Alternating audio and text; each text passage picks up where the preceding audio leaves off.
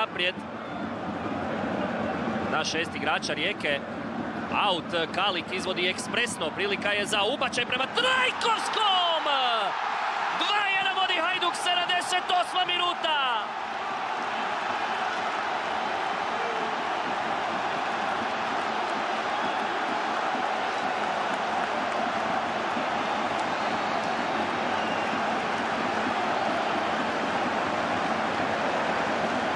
Svega 5 minuta je rezultat bio u egalu.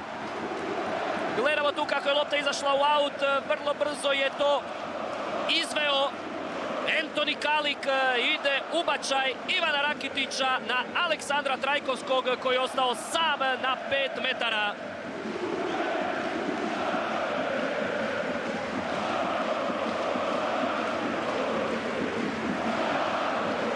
Treći pogodak Trajkovskog u sezoni.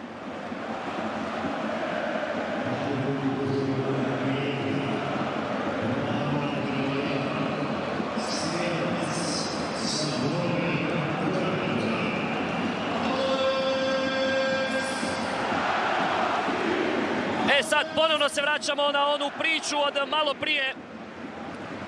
Hajduku za kakvu takvu nadu. Igra samo pobjeda. Ako pobjedi, Hajduk se penje na 60 bodova, 2 manje u odnosu na Dinamo i Rijeku uoči posljednjih 90 minuta sezone.